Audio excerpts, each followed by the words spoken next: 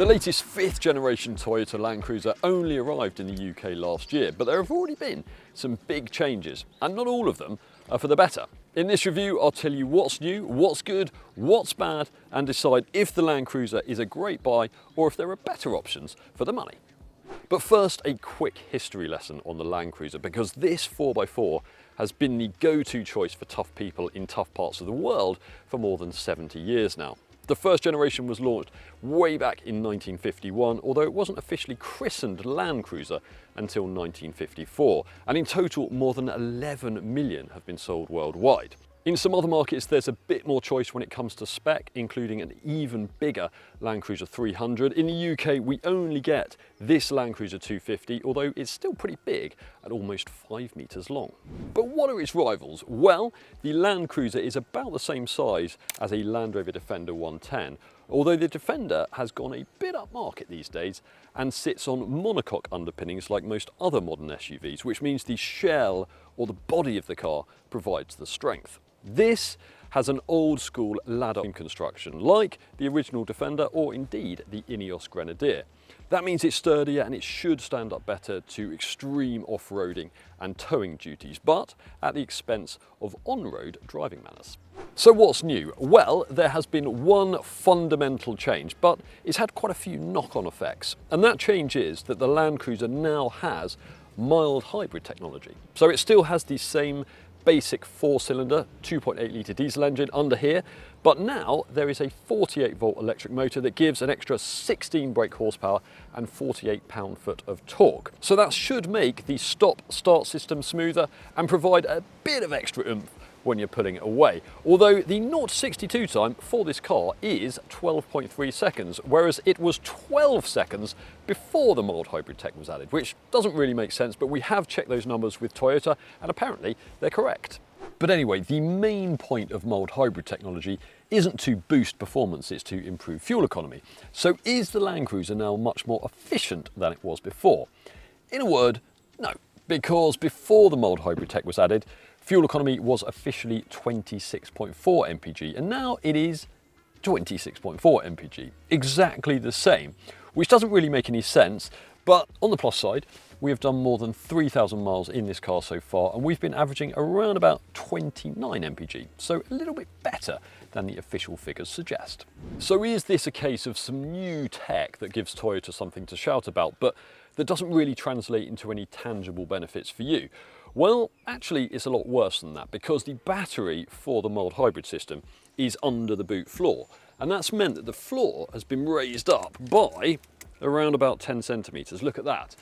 And if you're wondering why on earth a tiny mild hybrid battery needs to take up so much space, well, it's because in some other markets, including the US, the Land Cruiser is available as a full hybrid.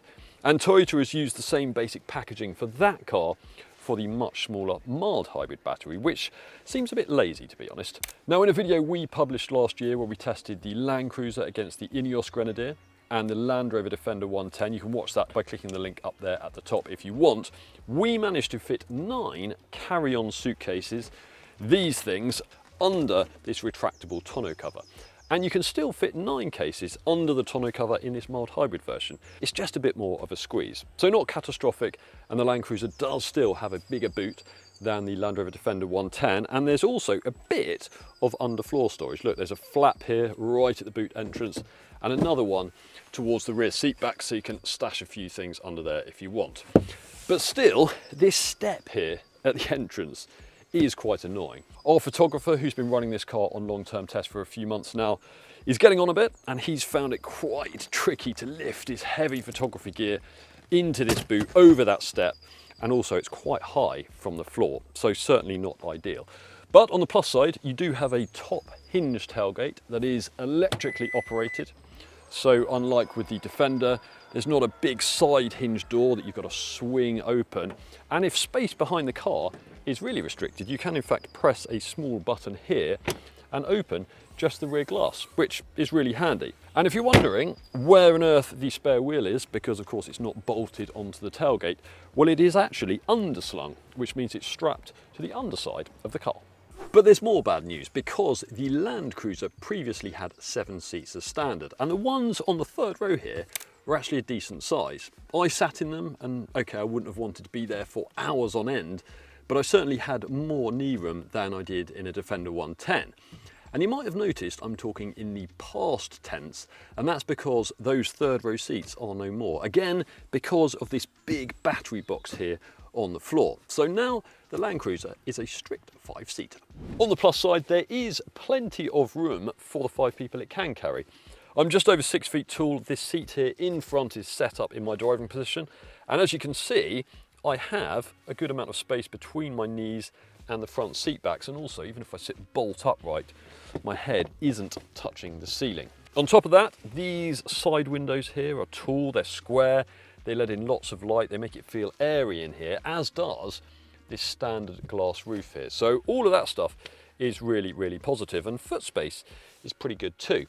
On top of that, I have a nice, comfortable, padded armrest with a couple of cup holders on it, and I can even recline the rear seat backs for a more laid-back seating position if I'm feeling a little bit drowsy. But if I was sitting in the middle here, then things aren't quite so agreeable, because there is a big transmission tunnel running down the spine of the car that you have to straddle, so that's not particularly comfortable. And also the roof dips down in the middle here, so I've got a lower ceiling to contend with, and that means that headroom does become a little bit tight. But on the plus side, because the Land Cruiser is so broad, fitting 3 people across the back is easier than it is in most smaller SUVs.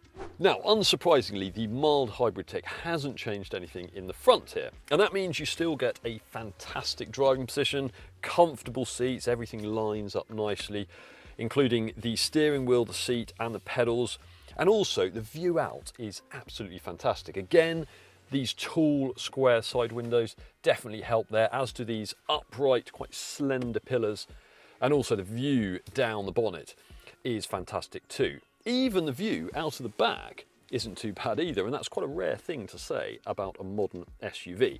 In fact, the only slight complaint I have is that the rear view mirror does extend quite far down and blocks a good section of your view out of the windscreen when you're looking diagonally. So that can make turning left a bit more of a challenge, and you have to kind of peer around that. But on the plus side, you do get lots of visibility aids. This rear view mirror can actually turn into a camera feed of behind the car, and you get a 360-degree parking camera on top of that as well.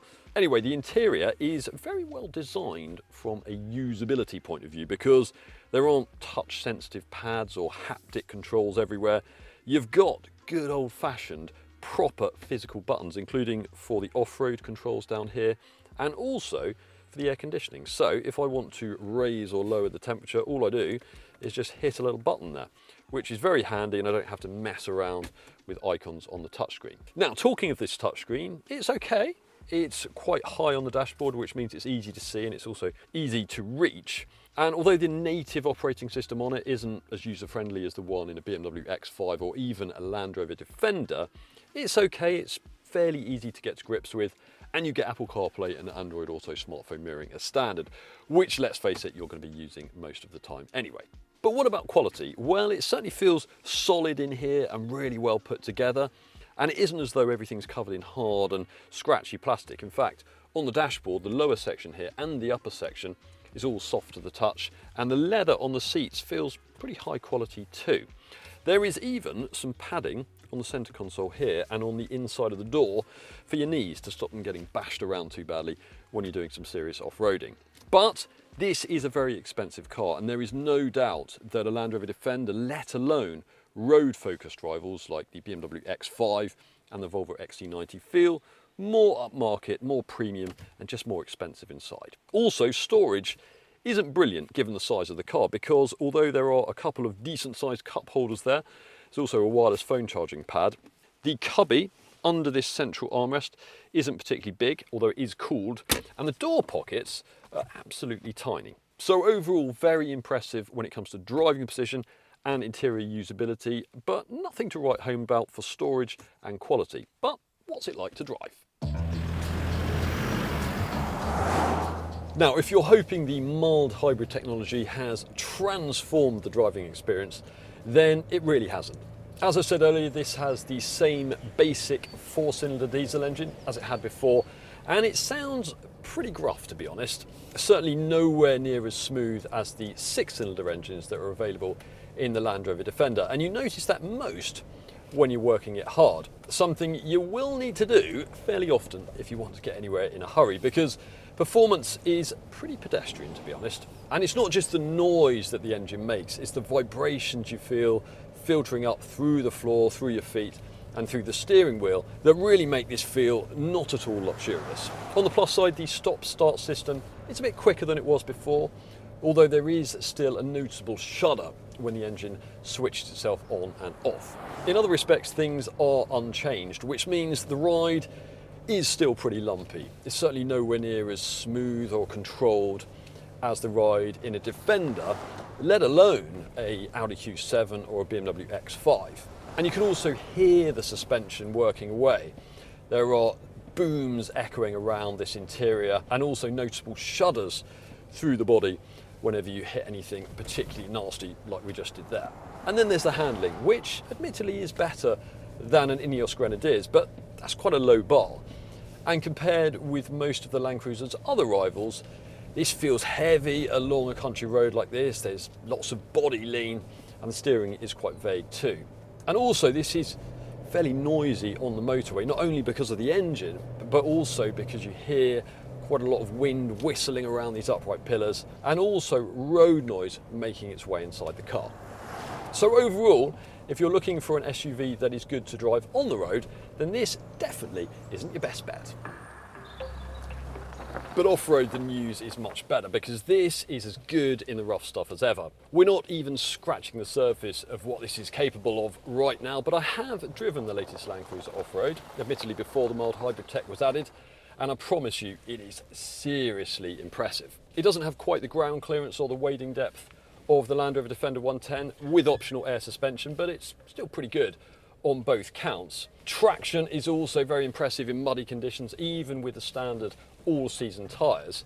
And that's thanks in part to centre and rear locking differentials. In fact, you can even disconnect the front anti-roll bar for greater wheel travel on really rough and rocky sections of terrain.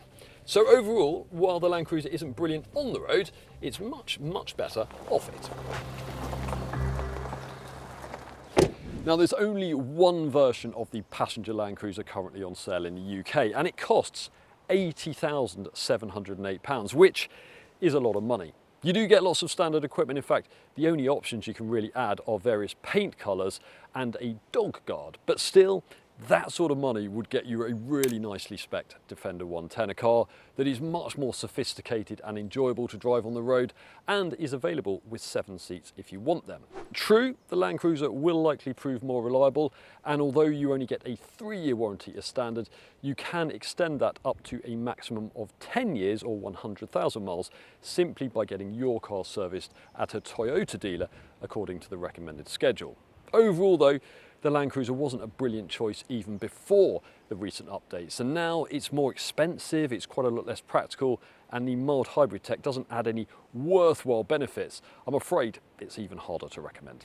But if you're looking for a proper workhorse, I'd recommend checking out either the Land Cruiser Commercial or perhaps the Hilux, because both of those models are quite a bit cheaper than this and they represent better value for money. Thanks for watching this review. If you want to watch another one, click up there. And for our full detailed written review on the Toyota Land Cruiser, click that link to head to whatcar.com.